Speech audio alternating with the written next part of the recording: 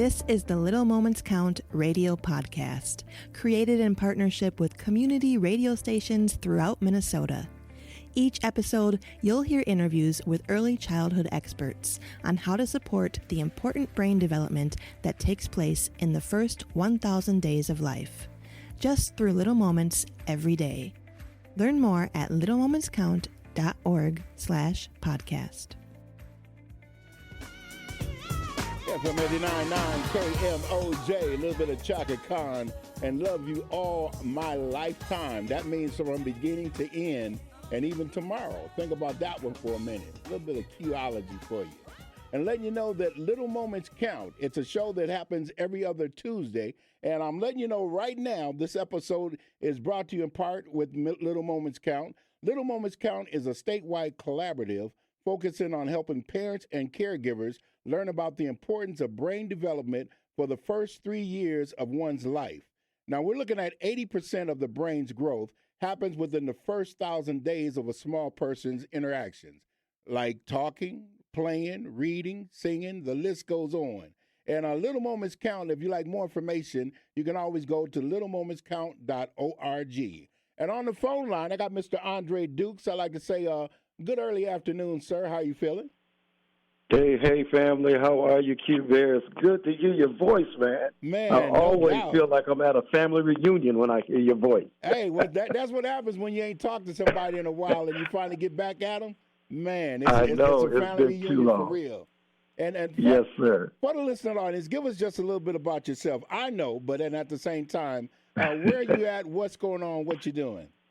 Yes, sir. Well, I currently serve as Vice President of Family and Community Impact here at the Northside Achievement Zone, where we are working with children and families to really end multi-generational poverty. But we look at education and whole family supports as the two levers to make that happen. And so we're walking alongside families to really help them set goals that puts them on this track to both college and career readiness, but then also stabilizing the family around economic mobility. And so those ingredients working together is how we see ultimately over time ending multi-generational poverty here in our community, the brilliant, bright community of North Minneapolis. No doubt, no doubt. And doing a great job quite as well, just for that record, because every time I go someplace and I see you being from a distance or up close, with that eye contact and that head nod, it always got to take effect. I think we need to just get back to that for everybody. I think we'll be a lot more calmer, you know what I'm saying? But for the listening audience, when it comes to what we're talking about today, we're talking about the post-pandemic brain building. For that in that area, give us just a little bit about it, because we know the pandemic's been here. It ain't going nowhere, but there's a lot of different changes that have taken place. So when we talk about it, what changed for children and families during the pandemic? Yeah, so as someone that really focuses on infant mental health, you know, the question continues to stick in my mind, you know, how did this pandemic impact development and particularly our babies? And in my research, what I found was that, you know, the pandemic began in March of 2020. And it ended somewhere around the same time, March or May in 2023 is really the way that they are looking at the time frame. And what I discovered when I did my math, if you look at March 11th is when they really announced that we were in a pandemic of 2020 to 2023. That's about 1,000 days. And so it's a little over 1,000 days, but it really represented that first 1,000 days of a baby's life. And so if a baby was born on the morning of March 11th, they spent their entire first 1,000 days in a pandemic. And so the question for me just became, so what changed? Did that impact their development in any way? And so we really want to look at, what were some of the conditions that were happening. When I look at 2020, we started sheltering in place. Many businesses were closed. We were wearing masks. Many families were working remotely. We were doing a lot of distance learning with the schools closing, and our health systems were strained. And so what was the impact that had on families? When I look at 2021, families started to adapt, and we started expanding the use of technology and really seeing that as an innovation, which I'll talk about a little bit later. But then, doing social distancing, getting vaccinations, making sure things were sanitized. Like our world was really changing right before our very eyes. And by the time we got to 2022, it was all about the year of the hybrid. People were working hybrid schedules, and some people were online, some people were in person. But just how that impacted families in general, and then how in turn did that impact families' ability to impact the trajectory of child development over time. And so what we know changed for families in general is really around fewer social interactions outside the homes, closing child care centers, fewer slots in child care being available, resources being limited, a lot of the workforce of child care were leaving the workforce, and so a lot of them were parents themselves choosing to keep their babies at home.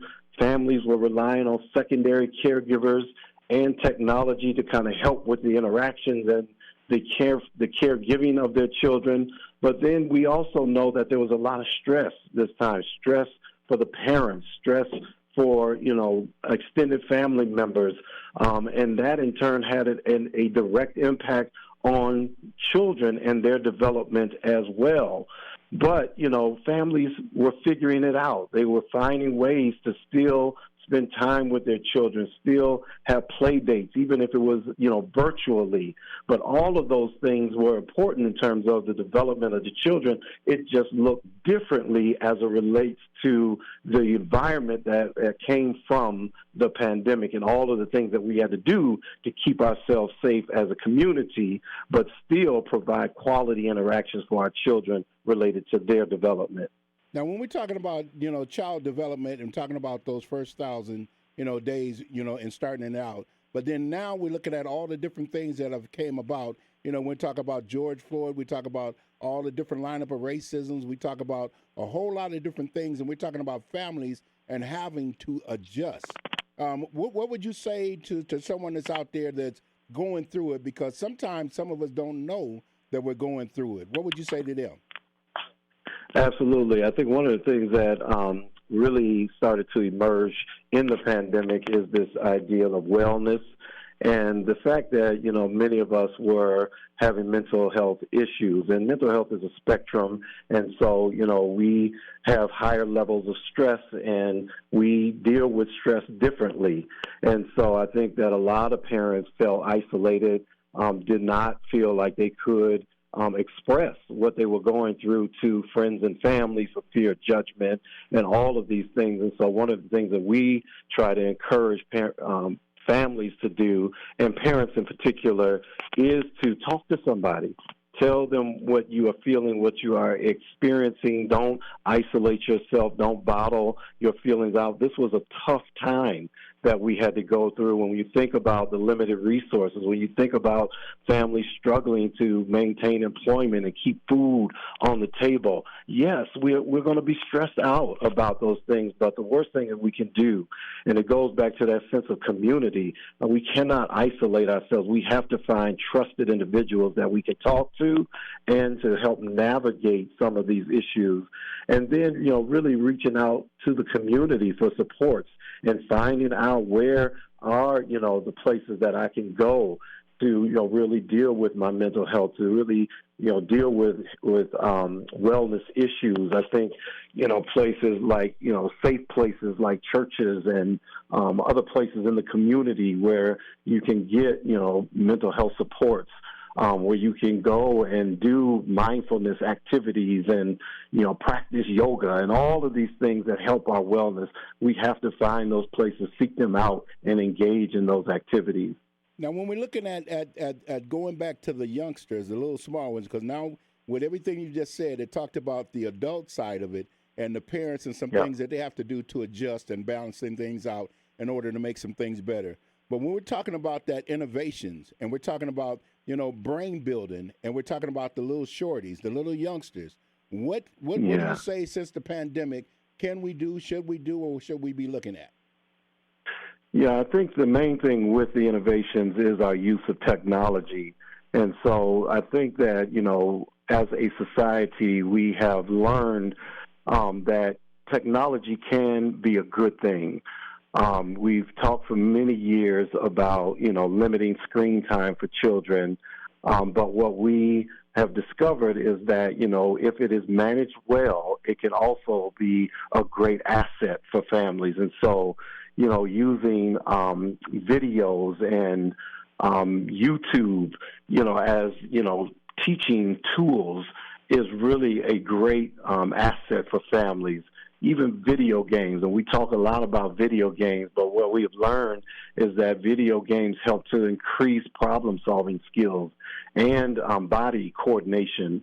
And so these were, some important things. I think even as it relates to, books, we saw a lot of children's books that were published from our community. Let me just add, we have a lot of authors of Black children's books in our community, and those books, served as great tools for parents to read to their children in a culturally responsive and appropriate way, to talk about, their beauty and their hair and to help them, develop a strong sense of self-esteem and identity. There have been podcasts that have been created for parents to talk about issues of race and how, you mentioned, we were going through a lot of this civil unrest as it relates to race issues. And so just being able to talk to our children about what's going on in their environment and using podcasts to have those conversations. But then also, there have been a lot of asynchronous learning tools that have been created that, children can go online and go through fun activities using these asynchronous modules to help them with their learning, especially if they are not able to make it to school or, when we were doing the distance learning, you saw a lot of these things start to emerge. And so these are helpful tools, but they have to be managed appropriately and they have to be assisted by an adult as well.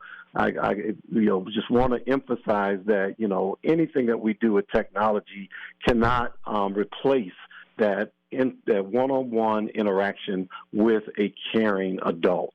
And that's what's most important. No doubt, no doubt. If someone would like to get in contact with you, how can they do or what can they do in order to make that happen? Yeah, so they can reach me at the Northside Achievement Zone. I can be emailed at adukes@the-nav.org. Or you can call our office here at 612-521-4401, and you can reach me through our live line. So those are the ways that I can be reached, and I would love to connect with anyone who has questions. No doubt, no doubt. Ladies and gentlemen, once again, Mr. Andre Dukes, I'd like to say thank you very much for the time and the opportunity, all right? Thank you, Q. Good to hear from you, sir. Yes, sir. Yes, Have a sir. good day. No doubt. And ladies and gentlemen, if you like more information, all you got to do is lock in at littlemomentscount.org/podcast if you like to see it and you like to get a copy of it as well. And then even beyond that, Little Moments Count, you can check it out on the website at littlemomentscount.org. It's FM 89.9 KMOJ, no doubt about it. Walter Q. Bear Banks Jr. got you on the afternoon drive. Keep it right where it's at, where the listening is definitely good. KMOJ. Thanks for listening to the Little Moments Count radio podcast in partnership with community radio stations throughout Minnesota. You can find the Little Moments Count radio podcast wherever you get your podcasts and at littlemomentscount.org/podcast.